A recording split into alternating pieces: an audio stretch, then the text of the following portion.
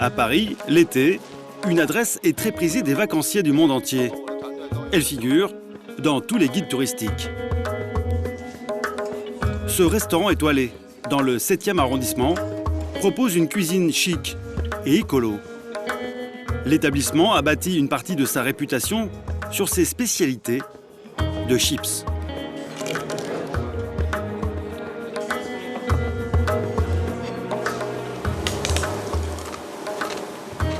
Le chef, David Toutain, a eu l'idée d'agrémenter la plupart de ses plats avec des pétales aux saveurs originales. Chips de parmesan, chips de fraises, chips de pied de cochon et même une étonnante chips de persil. Quand je pense chips, je pense croustillant tout de suite. C'est le côté croustillant d'un produit. 36 heures de préparation pour ces chips haute couture.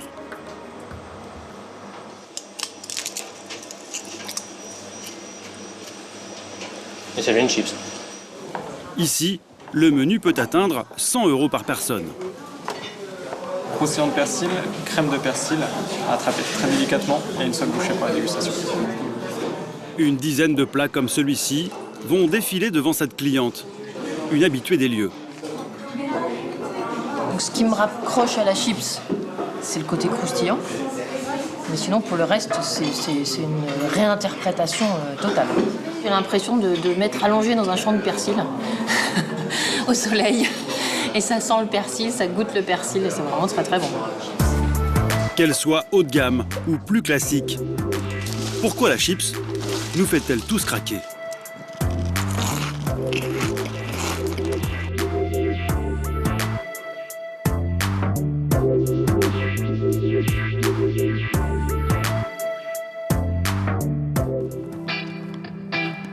L'odyssée de la chips commence dans ce champ de pommes de terre.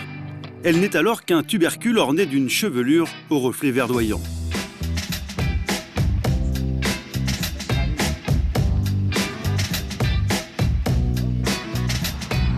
Pour mieux la connaître, rendez-vous dans l'un des fiefs de la pomme de terre, à Pontivy, au cœur de la Bretagne. Une cité de 20 000 habitants, rendue célèbre par les vicomtes de Rohan, ou par Napoléon, qui redessina certains quartiers au début du 19e siècle. Depuis quelques années, la ville s'est enrichie d'une nouvelle gloire locale.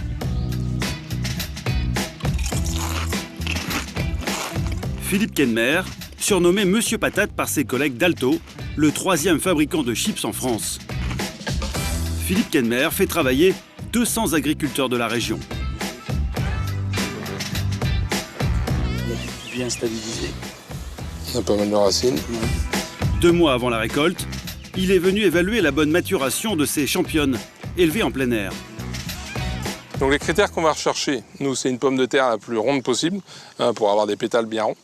Une pomme de terre avec un taux de matière sèche élevé, parce qu'évidemment, on cherche de la matière et pas de l'eau. Mais ici, en Bretagne, ne devient pas chips ce qui veut.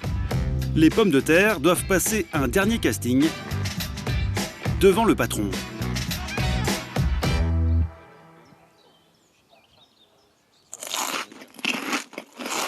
Laurent Cavard est le PDG du groupe Alto, le seul gros industriel à avoir accepté de nous ouvrir les portes de son entreprise.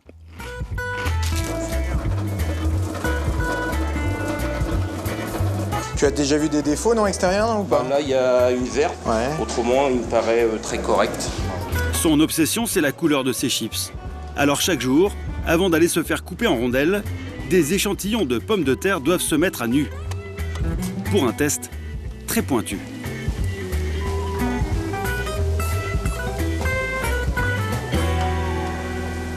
Donc, ce qu'on recherche en particulier, c'est des couleurs entre 7 et 8. Il faut qu'elles soient un petit peu dorées. Par contre, il ne faut pas qu'elles soient brunes ou rousses. Là, le consommateur n'aime pas. Les chips dorés à point sont réservés à sa propre marque, Bretz. Les autres rempliront les paquets qu'il produit pour les marques de distributeurs, tels Carrefour, Auchan ou Leclerc. On peut être un peu plus ouvert quand on va faire de la marque de distributeur et du prix, aller jusqu'à 6 aussi. Voilà. 5, on ne sera plus tout à fait acceptable. Et son obsession de la couleur parfaite ne s'arrête pas là. Une fois qu'il les a déshabillées et bien faites transpirer dans cette friteuse géante, il inspecte ses chips une par une grâce à ce rayon optique. Il y a un système de 3 caméras reliées à un ordinateur qui va analyser la couleur de toutes les chips une par une. Si une chips comporte un défaut, on va l'éliminer par un système de jet d'air qui font tomber les chips qui comportent un défaut visuel. Par exemple, celle-là a du vert et du marron. Ces 4% de chips réformés iront nourrir les cochons, très nombreux en Bretagne. Pour devenir comestibles par les humains, il manque un ingrédient essentiel, le sel. Décrié depuis des années pour ses effets nocifs sur la santé, les industriels ont dû s'adapter. Laurent Cavard utilise un sel un peu particulier. Réduit à l'état de fines particules, il ressemble à de la farine. On l'appelle le sel micronisé. Finalement, comme il est très fin, la papille le perçoit très vite, plus vite que le sel qui est plus gros. On a pu réduire la quantité de sel de 20-25% selon les recettes. Contrairement aux idées reçues, aujourd'hui la plupart des chips ont une teneur en sel inférieure à une baguette de pain. Le résultat, ce sont quelques rondelles assaisonnées dans un paquet, vendues aux alentours d'1,20 €, soit 10 € le kilo. Un produit parmi les plus rentables du secteur agroalimentaire. Pour augmenter sa productivité, Laurent Cavard a sélectionné une pomme de terre aux mensurations parfaites. Inutile de la chercher sur vos étals de marché, elle a été créée en laboratoire, uniquement pour les industriels. Philippe Kenmer en stocke plus de 60 000 tonnes. Il s'agit d'un hybride issu de croisements entre plusieurs variétés réalisés par des scientifiques installés aux Pays-Bas. Sur son site internet, la société qui l'a brevetée vante les qualités de cette pomme de terre baptisée Lady Claire. Une variété chippable, supérieure au standard, très facile à éplucher et à transformer, avec un potentiel de rendement élevé. Pour en avoir à disposition toute l'année alors qu'elle ne se récolte qu'en été, Philippe Kenmer leur applique une crème antiride, le chlorpropham, un produit chimique qui les empêche de germer. On va nébuliser, quoi. On fait un brouillard, on appelle ça un fogging, on fait un brouillard dans le bâtiment, on gaze les pommes de terre, la dose nécessaire à ce qu'elles ne germent pas pendant toute la période. Ce chlorpropham se dépose principalement sur la peau. En pelant et en cuisant la pomme de terre, près de 90% du produit est éliminé. Selon l'Autorité européenne de sécurité des aliments, les résidus ne seraient pas nocifs pour la santé. Voici donc comment une pomme de terre de compétition a permis à ce petit coin de Bretagne de devenir l'un des leaders sur le marché de la chips, alors que cette dernière n'a aucune racine française. La recette a été inventée il y a 160 ans, aux États-Unis.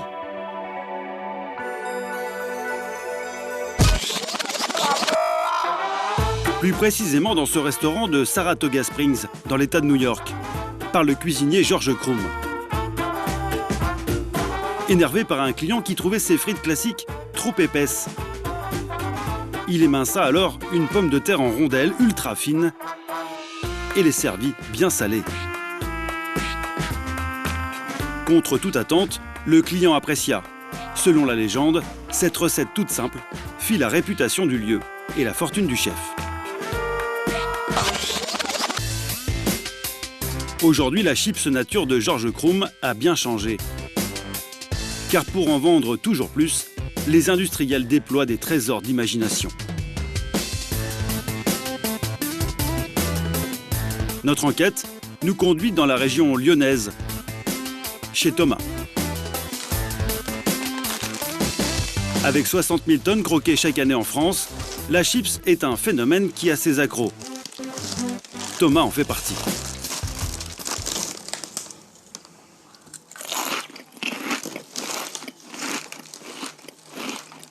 Là, je déguste un paquet de chips. saveur cheeseburger. C'est la première fois que je le goûte, celui-là. Tous les paquets qui sortent, dès qu'il y a une nouveauté, je les goûte, quoi. C'est un peu ma passion, quoi. Pour faire partager cette passion qu'il nourrit depuis l'enfance, cet urbaniste a créé le seul blog français consacré à la chips. Pour l'alimenter, il goûte toutes les nouvelles saveurs. Certaines sont plutôt étonnantes, à l'huître, au bison, mais pas seulement.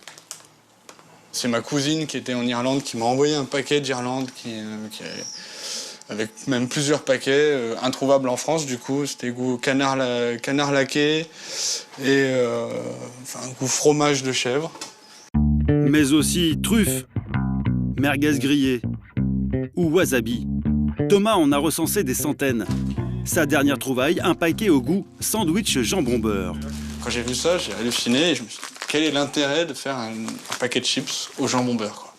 Comment les mecs du marketing ou les mecs de la marque, ils étaient autour de la table, ils ont fait un brainstorming et tout ça, et ils se sont dit, ouais, on va sortir sandwich parisien. Je sais pas, je comprends pas. Drôle d'idée, drôle d'idée. Ces gens avec de drôles d'idées qui inventent des saveurs toujours plus folles, il y en a dans l'équipe de Laurent Cavard, le PDG du groupe Alto. Lui aussi produit des chips parfumés. Et effectivement, tout commence autour d'une table de laboratoire. Bonjour tout le monde. Bon, on va commencer nos séances de dégustation pour la saison 2016. Ce matin, le patron a réuni ses équipes marketing, recherche et développement et qualité produit pour tester une nouvelle saveur, encore secrète, à base d'un fromage de nos régions. Qu'est-ce que vous en pensez? On a un effet texture de l'arôme. On a l'impression que... Il y a un aspect crémeux, tu veux dire? Il y a un effet crémeux, comme si la chips, il y avait vraiment plein de fromage dessus. C'est bien équilibré aussi. Ouais. Est-ce qu'il est caractéristique? Parce qu'il est caractéristique de l'ingrédient. C'est la fin de la fleur, là. L'équipe de Laurent Cavard élabore plus de 300 arômes chaque année. La chips doit sans cesse renouveler sa garde-robe pour séduire le consommateur. C'est comme dans tous les produits marketing, il y a une courbe, c'est-à-dire qu'au début ça marche très bien, puis au bout d'un moment le produit s'épuise. Donc il y a des produits qui régulièrement sortent de nos ventes, et puis on lance des nouveaux produits pour la pompe, dire nouveaux produits. Donc en permanence on est à la quête de nouveautés parce que des produits sont en train de mourir.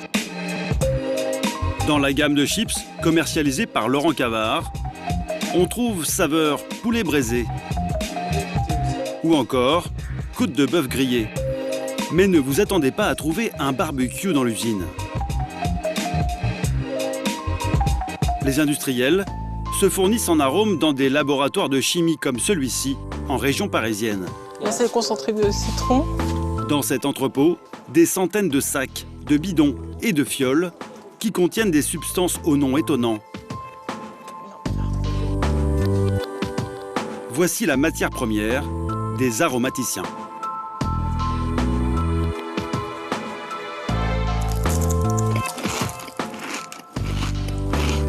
Daniel Engie et Christophe Gaudy conçoivent des arômes pour l'industrie agroalimentaire.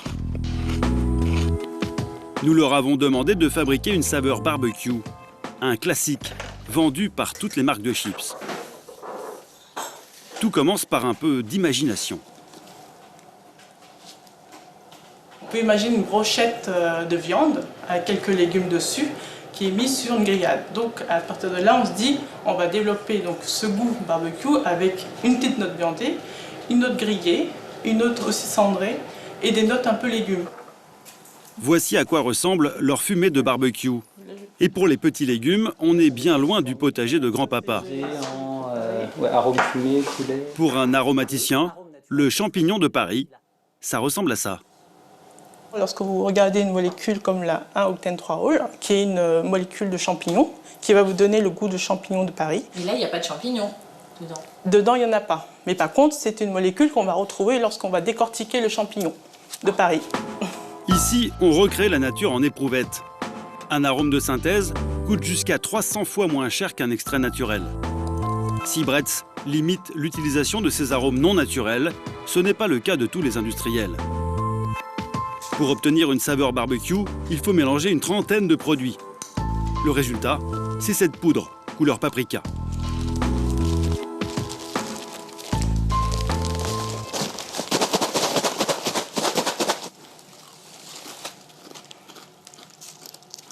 On a l'impression d'avoir un morceau de poulet grillé dans la bouche. On a vraiment toutes les saveurs qu'on retrouve dans le barbecue.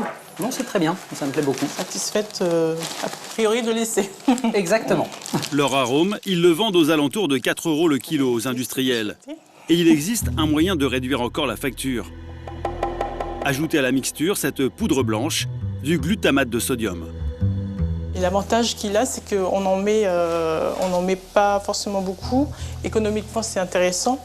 Il va booster le goût de l'arôme. C'est une sorte de baguette magique. Vous mettez 10 fois moins d'arôme, ça ne coûte rien. Le glutamate possède également une vertu qui plaît aux industriels.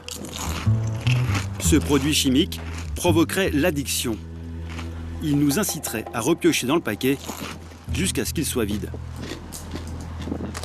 Le problème, c'est que ce glutamate est décrié. Les marques françaises ont renoncé à l'utiliser. Mais on le trouve dans certains paquets aromatisés du leader mondial américain, le plus vendu en France. Voilà, je l'ai trouvé. C'est écrit exhausteur de goût, en toutes lettres, entre parenthèses, glutamate de sodium. Voilà.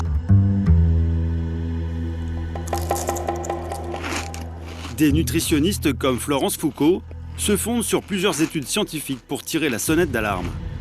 On s'est aperçu qu'il y avait une corrélation entre certains symptômes chez des personnes sensibles, hypersensibles et faisant une consommation importante de glutamate.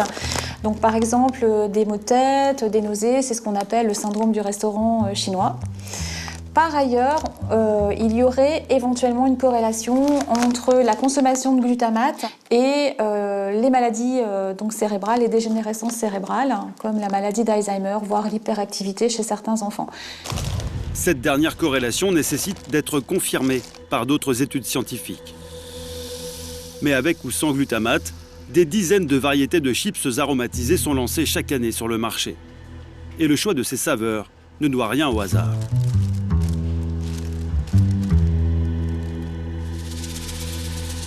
Quelques mois avant l'été, c'est à Paris que nous retrouvons l'équipe bretonne d'Alto. Aujourd'hui, Laurent Cavard va soumettre le travail de toute une année de recherche à un jury un peu particulier. Des mères de famille rassemblées ce jour-là dans un salon de dégustation. Ce panel de consommatrices a été sélectionné par une agence marketing pour goûter toutes les nouvelles chips élaborées dans le laboratoire de la marque. Voilà ce qu'elle ressemble. Donc, là, c'est blanche. Une douzaine de saveurs vont défiler sous leurs papilles. Une herbe, on voit bien les prime herbe. Les avis sont parfois unanimes.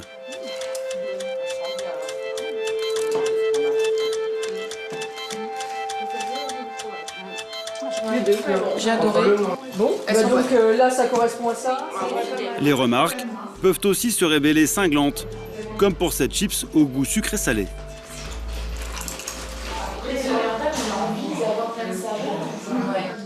Et alors? C'est pas bon. C'est pas bon. Non, quand j'achète une chips, je ne cherche pas autant d'originalité. Moi aussi, je cherche pas le goût sucré non plus. C'est vrai que c'est pas du tout dans le catalogue mental qu'on a sur la chips. Donc là, manifestement, on arrive aux limites de l'innovation qu'on peut amener. Dans des conditions de vente réelles, en supermarché, le consommateur aurait vite fait de choisir un concurrent. L'acte d'achat est très rapide. En moyenne, c'est autour de 40 secondes devant le rayon. Donc il faut que ça accroche tout de suite le consommateur, et par le nom et par l'évocation de l'arôme qui est à l'intérieur. Bonjour mesdames. Bonjour. En fait, c'est nous qui vous avons torturé comme ça. Si le goût est primordial, il existe d'autres artifices pour séduire les consommateurs. Nous allons le découvrir de l'autre côté de la Manche, en Angleterre. Le pays de la chips, les Anglais en mangent 3 fois plus que nous.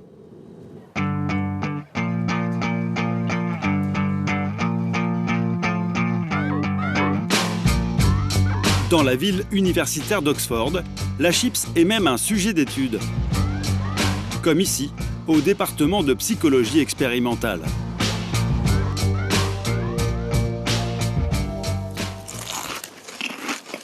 Charles Spence y est chercheur. Pour lui, les paquets de chips sont une source de découvertes inépuisable. Aujourd'hui, assisté de son étudiante Kendra, il va nous montrer comment le son de la chips influence notre perception du goût. Bien, je vais te demander de mettre le casque sur tes oreilles. Ok. Je vais te donner une chips. Tu vas la croquer avec tes dents de devant et tu te mets bien face au micro. La jeune femme écoute le son du craquement amplifié dans son casque. Sur l'ordinateur, elle doit indiquer si la chips lui paraît fraîche ou rassie. Et voilà, peut-être la même chips, peut-être une différente. Ça change de son selon toi? En modifiant le niveau sonore du casque, Charles Spence peut faire varier la sensation de croustillant de la chips. Ça peut changer la perception de la fraîcheur d'environ 15%. Plus le bruit du craquant est fort, plus la chips semble fraîche dans votre bouche. Le son fait partie intégrante du plaisir. Ce n'est pas juste une affaire de goût ou d'odeur. Il y a aussi une stimulation acoustique. Selon Charles Spence, un autre bruit est aussi important pour nous faire saliver, celui de l'emballage.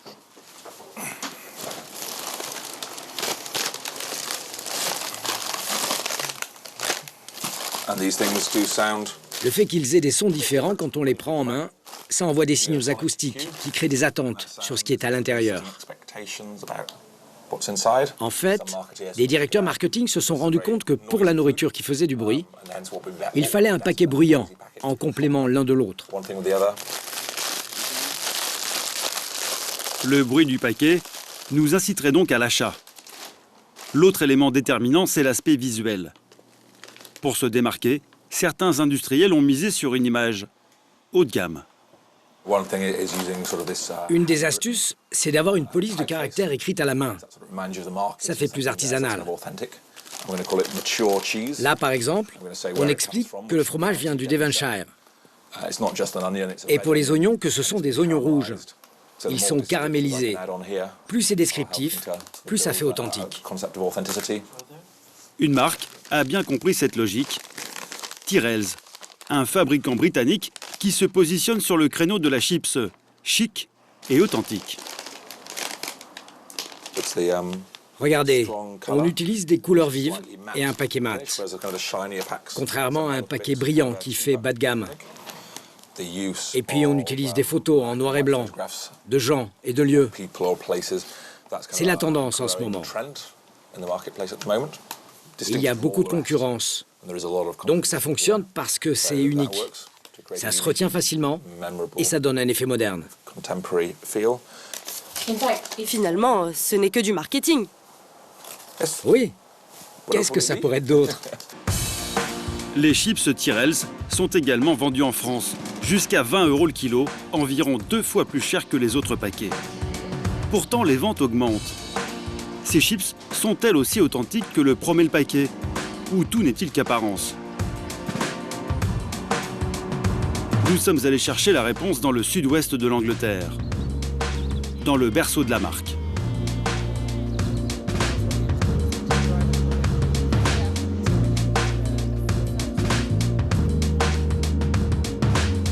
Jocelyn McNulty, la directrice marketing, nous accueille, entourée de toute son équipe et d'agriculteurs.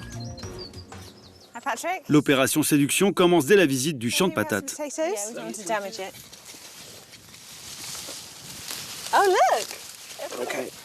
Pour nous, la qualité des pommes de terre, c'est tout. Je veux dire, c'est extraordinaire. Elles sont magnifiques. Un agriculteur tempère quelque peu le discours 100% nature de Madame Marketing. On les traite tous les 10 jours pour le mildiou, la maladie de la pomme de terre. Là, regardez, on voit les traces blanches du produit sur les feuilles.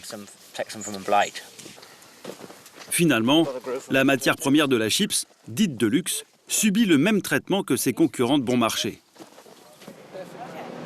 Comme chez Bretz, les patates sont stockées pendant plusieurs mois. À écouter Jocelyn McNulty, là encore, on laisserait faire la nature. Ce sont des produits issus de la terre. Les légumes ont besoin d'être stockés au fil de l'année, donc ce qui est important, c'est qu'on les garde à température parfaite. Visiblement, le responsable des stocks n'a pas assisté au briefing avant notre arrivée. Mais comment on empêche ces pommes de terre de germer? On utilise des produits chimiques. Oh, je ne dirais pas ça. Attends, on va la refaire. C'est parce qu'on est dans l'obscurité, n'est-ce pas? C'est ça l'astuce, hein, la température et l'obscurité. L'obscurité l'empêche de devenir verte. Ok, donc c'est important de la laisser dans le noir. Oui, oui, très important. Quelques jours plus tard, Jocelyn McNulty nous confirmera par mail qu'elle utilise le même produit chimique que ses concurrents, le chlorpropham. Jusqu'ici, aucune différence avec les autres fabricants. Notre enquête se poursuit dans l'usine. La directrice marketing nous propose de découvrir l'un des secrets de la marque. Ce sont ses friteuses. Les chips y cuisent 3 fois plus longtemps que celles des marques concurrentes et sont remuées manuellement pour leur donner une forme particulière. Elles tombent dans l'huile chaude, elles vont au fond, et puis elles sont saisies. Et c'est à ce moment-là qu'elles prennent la forme incurvée si magique de Tyrrell's. Puis elles remontent en surface et elles sont remuées manuellement par ces ouvriers pour qu'elles ne collent pas entre elles. Ici, on ne pèle pas les pommes de terre pour donner à la chips un aspect rustique. Avec la peau, il se dégage une saveur supplémentaire. Et puis elles ont une très belle apparence. En fait, on pense qu'une chips plus naturelle, plus rustique, c'est une chips plus intéressante. L'argument est aussi économique, car supprimer l'étape de l'épluchage limite les coûts de production. Et rappelez-vous, les pommes de terre sont traitées avec un produit chimique pour qu'elles ne germent pas, comme chez Alto. Même si l'on reste dans une limite légale, le fait de ne pas peler la pomme de terre augmente les résidus de ce produit chimique de plus de 30%, selon l'Autorité européenne de sécurité des aliments. C'est assez normal au Royaume-Uni de ne pas peler sa pomme de terre. La plupart des pommes de terre ne sont pas pelées. Depuis quelques semaines, une autre substance contenue dans nos chips fait la une de l'actualité et inquiète les scientifiques. Frédéric Saltron est le patron d'un laboratoire de la DGCCRF, l'organisme français qui contrôle la qualité des produits que nous mangeons. On va faire le broyage, je vous laisse, allez-y. Plusieurs fois par an, il inspecte nos paquets de chips. Donc la première étape, c'est de broyer les chips pour ensuite aller sortir de ces chips-là l'éventuel acrylamide qu'il pourrait y avoir, puisque c'est l'objet de l'analyse d'aujourd'hui. L'acrylamide. Derrière ce nom mystérieux se cache une molécule sous étroite surveillance. Elle se forme pendant la cuisson des pommes de terre dans l'huile bouillante à plus de 120 degrés. Le 4 juin dernier, l'EFSA, l'Autorité européenne de sécurité des aliments, a rendu un rapport alarmant. L'acrylamide augmente potentiellement le risque de développement d'un cancer. Les enfants seraient les plus exposés. Alors aujourd'hui, les concentrations d'acrylamide sont étroitement contrôlées.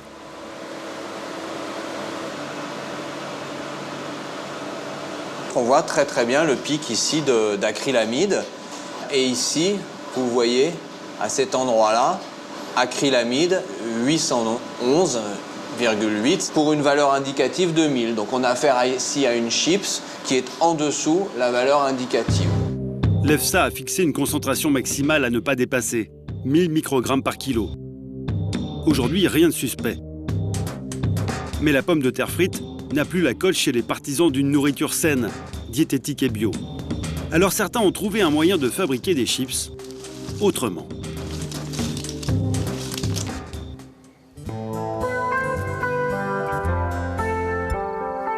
Nous sommes au nord de l'Ardèche, à Vinzieux. Avec l'arrivée des beaux jours, Emmanuel a convié quelques amis pour un apéritif. À côté des traditionnels toasts, on trouve de drôles de chips, de différentes couleurs. Une grande tablée d'apéro. Ah ouais. Qu'est-ce que c'est que ça? Ça a vraiment le goût de la betterave. Betterave, céleri, carottes. Ces chips de légumes séduisent de plus en plus de Français pour l'apéritif. Contrairement aux autres chips, elles ne sont pas salées. Ah, y a un peu, ça se fait pas souvent. Hein. Non. On a l'impression de manger sain. Si, c'est sympa. C'est quelque chose qui compte pour vous, le côté diététique? Oui. Et puis bio aussi, on sait d'où ça vient. On sait...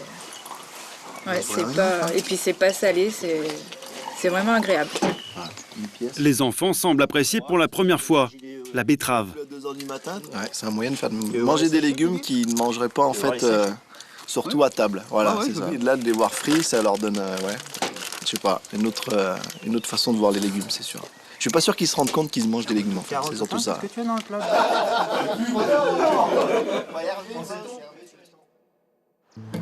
L'homme qui est derrière ces chips colorés est un ancien ingénieur mécanique, Jérôme Ferral.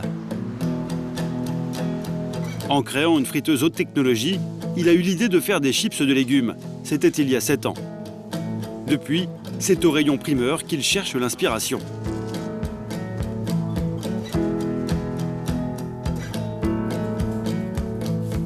Comme ça, je partirai sur le topinambour, qui en plus est très joli, une jolie forme. Donc coupé en rondelles, on va obtenir de belles rondelles et il y a de grandes chances d'obtenir de belles pétales. Après, je serais tenté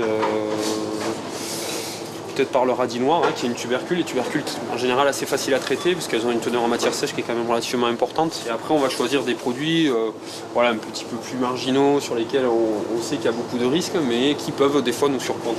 Donc je serais bien tenté par le fenouil.